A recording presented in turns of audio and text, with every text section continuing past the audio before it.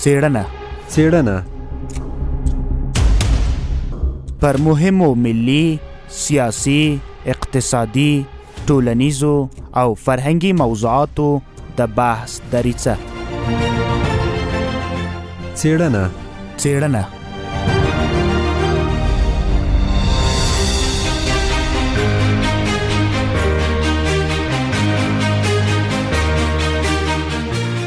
بسم الله الرحمن الرحیم. د هند او د مرکزی آسیا 5 هیوادونو یعنی قزاقستان، قرغیزستان، تاجکستان، ترکمنستان او ازبکستان د بهرنیو چارو وزیرانو د هند مرکزی آسیا د خبرو اترو څلورمه غونډه کې چې د هند بهرنیو چارو وزارت په مشرۍ په نوې ډیلي کې جوړه شوې وه، د یوې ګډې اعلامیې په ترڅ کې له سوله ییز او باثباته افغانستان څخه ملاتړ کړی دی. تر دې وړاندې د هند د نړیوالو چارو شورا یا ICWA څېړنیز بنسټ د افغانستان او هند د اړیکو په تړاو خپله مقاله کې لیکلي و چې د افغانستان او هند د بهرنیو چارو وزارتونو ترمنځ تعامل د نویو سیمه ییزو واقعیتونو د منلو یوه څرګنده نښه ده او د اسلامي امارت د واکمنۍ د واقعیت په منلو سره نوې ډیلي د پایلې ته رسېدلی چې ستراتیژیک واټن ممکن نور د هند له ملي ګټو یا له افغانستان سره د اړیکو له عمومي موخو سره همغږی نه وي. نن له افغانستان سره د دې هیوادونو پر اړیکو او په سیمه ییزو معادلاتو او تعاملاتو کې د رول په اړه بحث لرو. د امید رادیو درنو اوریدونکو سلام او وخت مو په خیر. تاسې د څېړنې خپرونه اورئ. زه ضیا وسیلم. د بحث ګډونوال دی را سره د سیاسي چارو شنونکی ښاغلی سید قریب الله سعادت او د پوهنتون استاد ښاغلی نجیب الله بهادر، دواړو میلمنو ته ډېر ښه راغلاست وایم. سعادت صاحب، میخوایم بحث با شما آغاز کنم. روابط دیپلماتیک افغانستان با کشورهای منطقه و جهان را در حدود 4 سال گذشته چگونه ارزیابی میکنین؟ هدف هم کشورهایی است که من در مقدمه به او اشاره داشتم. بسم الله الرحمن الرحیم. درود و سلام و حضور شما و شنونده‌های عزیز، همکار شریک در بحث، همکاران تکنیکی. خوشحالم که عید سعید قربان به خیر و سلامتی در فضای امنیت در تمام کشورهای اسلامی خصوصا در افغانستان گذشت. متاسف هستیم که کشور اسلامی مثل فلسطین زیر ساطول یا زیر شکنجه کفار خصوصا یهود قرار داره و عید در بسیار رنج تیر کردن. از اون ناحیه بسیار ما هم متاثر هستیم که مردم فلسطین از ظلم و استبداد کفار امریکایی و انگلیسی و به اسرائیلی خلاص شود. اگر ما واقعا بحث یک اندازه وسیع‌تر فکر بکنیم که افغانستان و منطقه استراتژیک افغانستان برای کشورهای منطقه چه ارزش داشته و داره، بله، و این جفایی که در حق افغانستان حدوداً بعد از ایجاد پاکستان و فاصله بین افغانستان و شبه قاره هند که ایجاد شد و اتحاد جماهیر شوروی و سلطگری از او باعث شد که افغانستان در انزوا قرار بگیرد.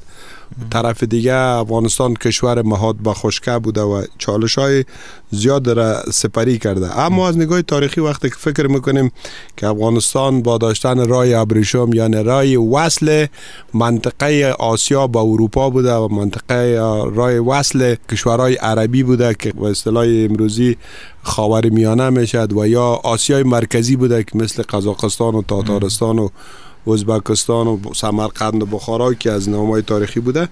یک نقطه وصل بوده و واقعا از نگاه تاریخی و ارزشی جایگاه خودش داشته و دارد. و این 4 سال هم که شما یادآور شدن یک اندازه مشکلات از نگاه اجتماعی و منطقه‌ای کمتر شده، گرچه توطئه ها و دسیسه ها به این است که نباید منطقه آسیا در عموم ما شما روی منطقه بحث داریم یک تن واحد شوم.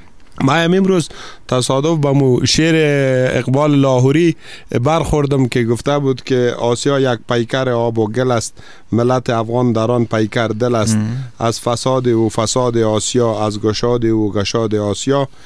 این موضوع خیلی برای من جالب شد که تقریبا زمان اقبال لاهوری تا حال 150 سال میشه. یعنی 150 سال قبل هم توطئه و دسیسه به این بوده که نگذاشتن، خصوصا و انگلیس ها که در شبه قاره هند آمده که منطقه یک واحد شود. اینجا کشورها علاقمند هستند از طریق افغانستان که باعث یک پل ارتباط است از شبه قاره هند به آسیای مرکزی، از شبه قاره هند به خاورمیانه. این منطقه منطقه وصل باشه. کوشش شده که همیشه دوری صورت بگیره و بعض موضوعات را دامن زدن. در 4 سال که امارت اسلامی آمده، امو بحث نظام اقتصاد محور خوب است. بسیار اقتصاد با سیاست وابسته است. وقتی که بحث اقتصاد میکنیم میبینیم که دونالد ترامپ و ایلان ماسک از اقتصاد میاند در سیاست. یعنی تا زمانی که اقتصادت به محد درست حسابی نرسه، سیاست نمیتونه که موثریت داشته باشه. اما 100% نه، 80% نه. قسمی که شما خودتان گفتین سادات صاحب، سیاست اقتصاد محور افغانستان یا اقتصادی که افغانستان به اون میاندیشه سبب سیاست خوب نمیتونه شده؟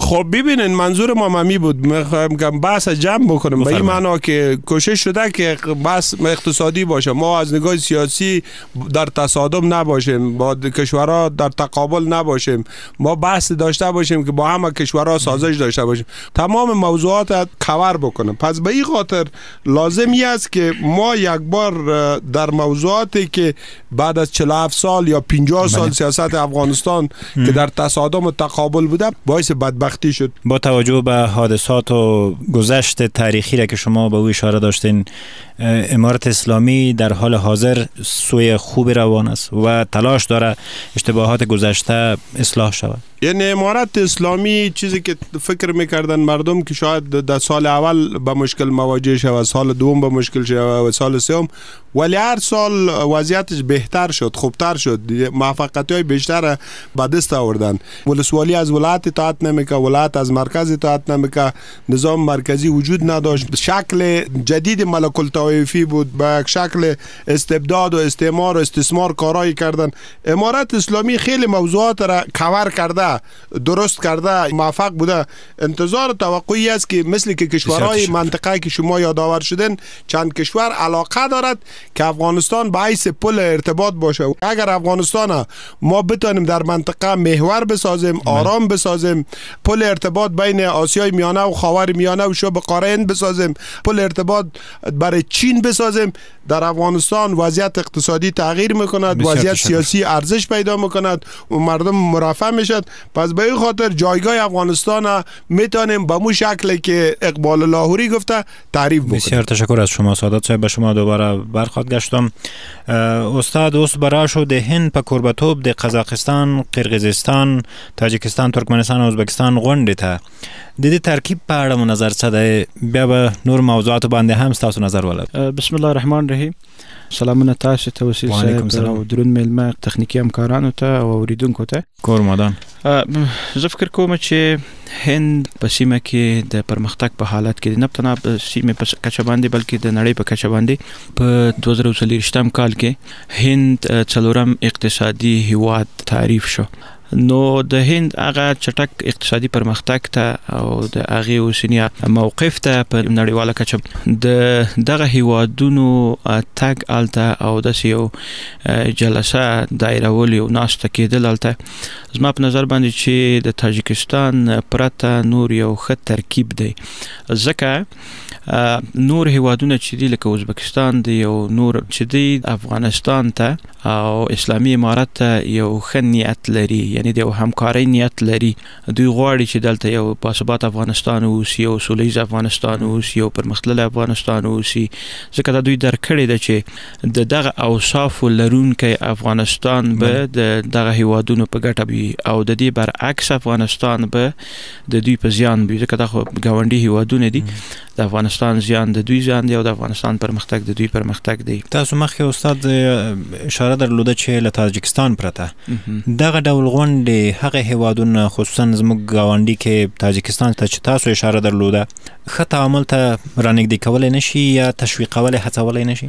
زه راتلم دې مسلې ته. مهرباني. د تاجکستان پرته په دې معنا باندې نه چې مثلا تاجکستان نه باید هلته نه وي. حضور د تاجکستان سره د ګاونډیو د سیمې هیوادونو په هر غونډه کې چې هغه د افغانستان په اړه باندې وي، آخر هغه نتیجه به یو مثبت تعامل وي. دا چې تاجکستان د افغانستان په اړه باندې په داسې یو غونډه کې ګډون کوي، دا هم په دې معنا باندې چې هغه هم یعنی یو څه د خپل خپل د مخالف دریځ نه یو نرم دریځ ته راګرځېدونکی دی زما په نظر باندې. نو د دغسې هیوادونو ناسته او دغسې مجالس دایرول هغه هم د هند غوندې یو هیواد کې چې همیشه د افغانستان په طرف باندې یو مثبت فکر درلودلی دی او د همکاري فکر درلودلی دی. زما په نظر باندې چې دا به د افغانستان لپاره یو مثبت پایله و نتیجه ځان سره ولري. کورمادان استاد سادات صاحب، شما پیشتر در لابلای صحبت‌هایتان از دو بلوک یا بلاک شرق و غرب یادآوری کردین. ترکیبی را که من پیشتر به او اشاره داشتم که آیا بلاک جدید یا بلوک جدید در راه است یا معنای همگرایی منطقه‌ای هم داشته میتونه نشست این 5 کشور با هندوستان؟ کسب اعتماد دشمن خیلی مشکل است. اینجا بحث یارگیری است، یعنی جهان از یک قطبی بودن بعد از یک مدت زمانی که جنگ اوکراین شروع شد با دوباره یک وضعیت تغییر کرد، یعنی یک پکت جدیدی که البته روسا و چینایی‌ها با بعضی کشورهای منطقه یک جای شدن، بحث منطقه‌ای آسیا را مطرح کردن که در اوج به نام بعضی موضوعات اقتصادی بحثش سیاسی شد. حالا هندوستان عین بازی را میخواهد داشته باشه، یعنی میخواهد که در محور هندوستان که کشور بزرگتر است و کشورهای آسیای میانه کشور بزرگتر است، خصوصا بحث اقتصادیشان از بحث سیاسی دورتر باشند، نمیخواهند که درگیر مسائل سیاسی باشند، در حالی که پاکستان بحث اقتصادیش هم سیاسی است، یعنی میخواهد استفاده جویی بکنه. پس به این خاطر برای ما لازم و ضرور است که با چین که همسایه ما است، کشور قدرتمند هم است، اقتصاد دوم دنیا هم است که در حالت پیشرفت است و میخواد که کشور ابرقدرت بزرگ اقتصادی دنیا باشد، رقیب آمریکایی هم است. ولی توقع داشتن به اون معنا که ما را بتونه چینایی‌ها به شکل رضاکارانه کمک بکنه و یا هندوستان و یا پاکستان خیلی بعید است. چرا؟ منظور من پیشتر که گفتم که ما چطور میتونیم اعتماد دوباره دشمنای خود کسب بکنیم که دشمن به دوست تبدیل شدن خیلی دشواره. شما سادات پیشتر از یارگیری یادآوری کردین. در موجودیت یا با موجودیت بریکس چی نیاز به یارگیری تازه میتونیم حس کنیم؟ خب نمیگذاره. حالا ببین آمریکایی‌ها دنیا را به تشنج کشیده که تا نتونه بریکس عملاً گام برداره. وقتی که بحث بریکس میگیریم ما شما میگیم در آسیا از نگاه منابع ایجا زیاد است، از نگاه نفوس، از نگاه قدامت، همه چیز در اینجا است. حداقل اگر ما با هندوستان هم روابط دیپلماتیک داشته باشیم، با چین هم روابط دیپلماتیک داشته باشیم، واقعا پاکستان صادقانه قدم برداره، ما یارگیری به این معنا نشیم که ما یارای کسی شیم که ما را همیشه کوشش کرده وقتی که زمان ضرورتش ختم شده آمریکایی‌ها و رکل گیر در میدان الکت فرار کرد. تمام کشورهایی که اینجا آمده فعلا روابط دیپلماتیک سیاسی دارن، اما هدفشان هدف اقتصادی است. سفارت داری، خود چرا به رسمیت نمیشناسی؟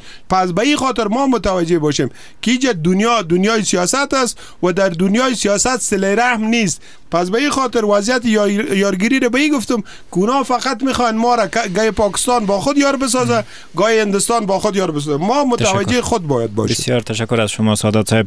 درنو هیوادوالو تاسو د څېړنې اونیزه خپرونه له امید رادیو پر 103.7 FM اورئ. بحث مو د سیمې او نړۍ له هیوادونو سره د افغانستان ډیپلوماټیک اړیکې او په نوې ډیلي کې د هند او مرکزی اسیا 5 هیوادونو غونډه او افغانستان ملاتړ باندې راڅرخي. را سره میلمانه دي په همدې موضوع د سیاسي چارو شړونکی ښاغلی سید قریب الله سادات او د پوهنتون استاد ښاغلی نجیب الله بهادر. استاد په دې اړه مو چې د سیمې له هیوادونو قدرتونو سره سیالي هم په دغسې غونډو کې شامله وي یا احساس یې څومره موافق یې؟ زه فکر کوم چې په دې کې شک نشته دی چې دلته به یو څه تقابل رامنځته کیږي، خصوصا د هند او د چین ترمنځ، ځکه هغوی خو یو څه سیالي او رقابتونه هم خپل منځ کې لري، یو څه اختلافات هم لري. ولې د بل اړخه د روسیې سره د هند روابط ښه دي. بیا دغه هیوادونه چې ځي او په هند کې د افغانستان اړوند مجلس کې هغوی په حضور پیدا کوي، یعنی دا هم د روسیې تقریبا د مشورې پرته هلته د دوی حضور ناممکنه دی. ځکه دا هیوادونه چې دي په هر صورت د روسیې تر اغیز لاندې دي. دغه ټول هیوادونه چې موږ تاسو نوم واخیسته، نو په دې اړه د روسیې او د هند او د نور هیوادونو ګډ فکر په دې دی چې په افغانستان کې د یو باثباته حالت رامنځته شي، یو سولیز افغانستان موجود وي، ځکه دا د دوی په ګټه دی. دوی دا محسوس کړي دی چې د لری هیوادونو موجودیت په افغانستان کې په تیر شلو کلونو کې، یا مثلا اوس چې دوی دا احساسوي چې داسې یو حالت رامنځته کیږي، نو دا دوی په ګټه باندې نه وي. امریکا او اروپایي هیوادونو دقیقاً دا خبره ده.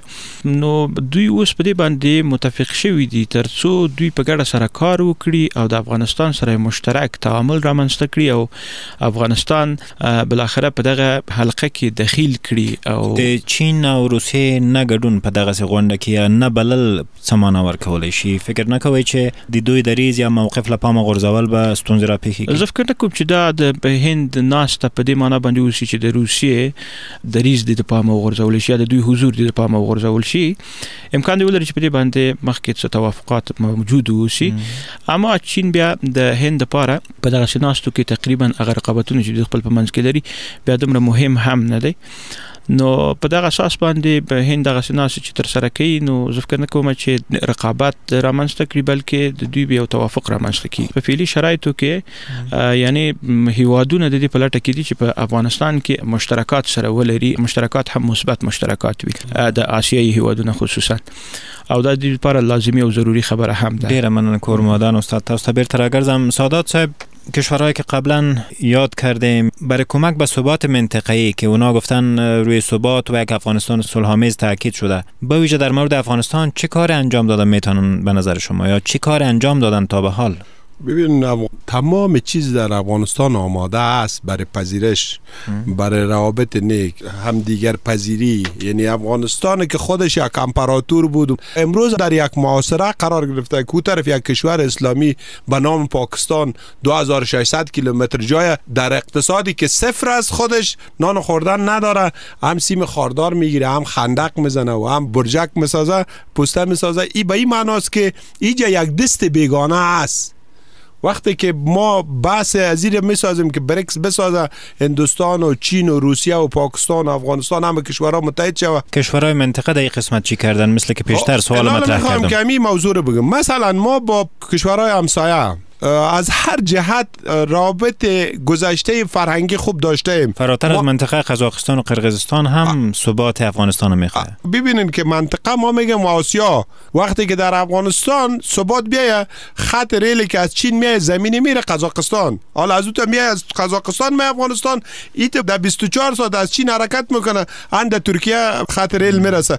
یعنی اقتصاد منطقه تغییر میکنه، سیاست منطقه تغییر میکنه، حتی صمیمیت و محبت منطقه تغییر میکنه. خب ما میتونیم که با سادگی به جای از اینکه میلیون ها پول مصرف بکنیم بریم در دریا کشتی را بندازیم، خب از چین که حرکت کنه میاد در 24 ساعت در قلب اروپا در بن استاده میشه، مثلا در مسکو استاده میشه. افغانستان نقطه وصل میشه. به این خاطر نمیخواد که اینجا ثبات بیه. ثبات با موضوعات اقتصادی نمیه، ثبات با موضوعات سیاسی میه. همه چیز سیاست تعیین تکلیف میکنه. مثلا امروز پاکستان تلاش جداگانه داره که ما را با خود یار بسازد، هندوستان جدا تلاش دارد که با ما خود با ما یار بسازد، و یا کشورهای آسیای میانه مثلا ترکمنستان، ازبکستان یک سیاست دارد، تاجیکستان یک سیاست مشترک با روسا دارد. ما در مجموع باید همی تلاش بکنیم.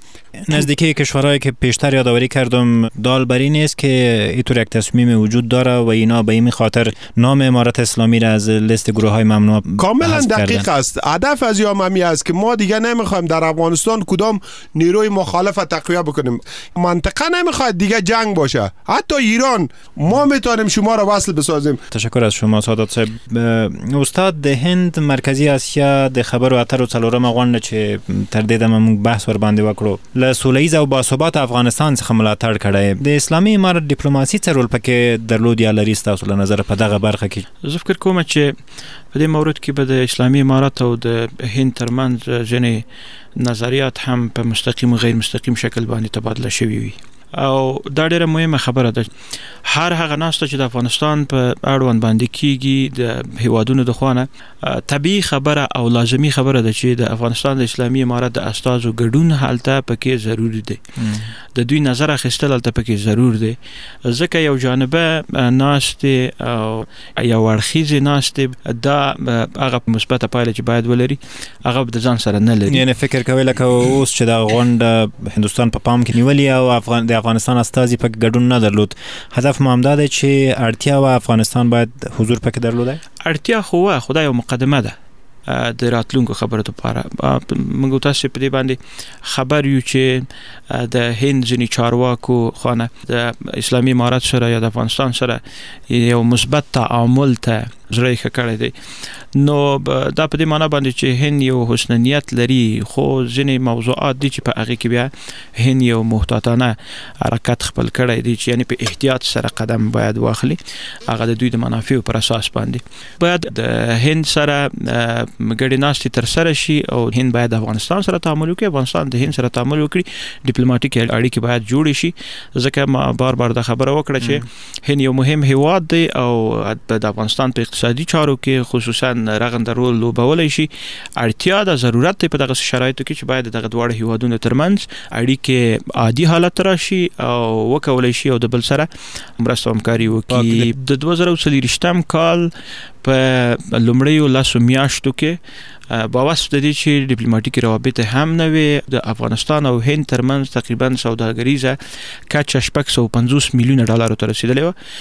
زه مطمئن یم چې د افغانستان نور پانګونې دي چې باید په افغانستان کې وشي، دا کولای شي لکه چابهار ده، ټاپي ده، نور مسایل دي چې هند کولای شي چې په هغې کې خپل رول ولوبوي، مرستې وکړي او دا د افغانستان په ګټه تمام شي. کورمادان استاد، مورد اخیر با شما سادات صاحب، مواضع کشورها در نشستها یک نوع بیرون از نشستها طور دیگر می باشه. برخورد دوگانه چقدر حس میشه از نظر شما و سود و زیان برخورد دوگانه یا هدفش چی بوده میتونه؟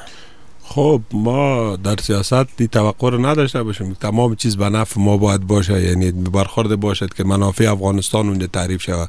هر کشور در تلاش منافع خودشان است و منافع خودشان برشان لازم و ضرور و حتمی است که اگر پاکستان امروز عجله دارد و کوشش دارد که وضعیت افغانستان بی ثبات باشد، روی منافع خود فکر میکنه. ما باید دو چیز در نظر بگیریم. یک، تعریف منافع خود ما را است دوباره که ما چطور میتونیم بدون از این که در تصادم با شرق و غرب شویم، ما روی مسائل بیرونی خود به شکل که فعلا همین موضوع جریان داره، یعنی در طول همین سال 20 تا وزیر از امارت اسلامی با کشورهای منطقه در حالی که خیلی محدودیت ها وضع شده ولی تانستن باز هم روابط سیاسی را تقریبا به حالت برسانند که مشکلات یعنی روز به روز کمتر شده میره، تا ای که مشکلات غربی ها میخوان زیادتر شه و بعض موضوعات دامن میزنند، مهار شده، لیست سیاه و لیست سفید و لیست خاکستری میسازند. سر از او هم تانسته امارت اسلامی در روابط دیپلماتیکشان یعنی پیش قدم باشند، خوب است. اما یک چیز رو میخوایم پیشنهاد بکنم، بحث تاپ و تاپی و دو بحث افغانستان است و یک بحث رقیب ازی سیپاک است که پاکستان برای چین نزدیک میخواد که همین موضوع رو در دست خودش داشته باشه، ولی هیچ چاره‌ای نداره که پاکستان اگر راه هم داشته باشه باز به جز راه افغانستان دیگر راهی نداره. ما باید این راه را باز بکنیم، یعنی راه را باز نگه بداریم.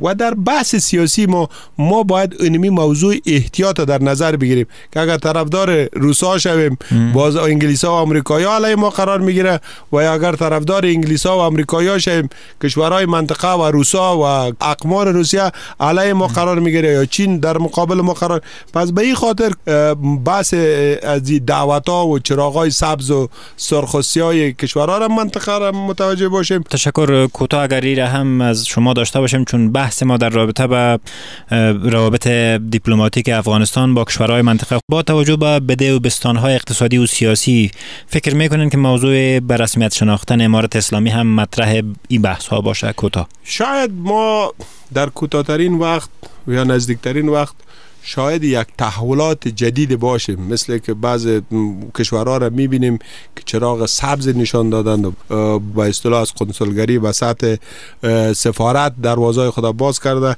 با احتمال و گمان قوی شاید در کمترین وقت امارت اسلامی به رسمیت شناخته شود، وضعیت افغانستان تغییر بکنه و مشکلات ما راه حل عملی پیدا کنه. بسیار تشکر از شما آقای سید قریب الله سادات، آگاه مسائل سیاسی او د پوهنتون استاد ښاغلی نجیب الله بهادر چې د سیمې او نړۍ له هیوادونو سره د افغانستان پر ډیپلوماټیکو اړیکو او په نوې ډیلي کې د هند او د مرکزی اسیا 5 هیوادونو پر غونډې او افغانستان پر ملاتړ مخبل نظرونه را سره شریک کړل. قدرمنو او درنو هیوادوالو، تاسو نه هم یو نړۍ مننه چې څېړنه مو واوریده. دا بحث په همدې ځای پای ته ورسید. تر بلې خپرونې په لوی او مهربان خدای سپارم.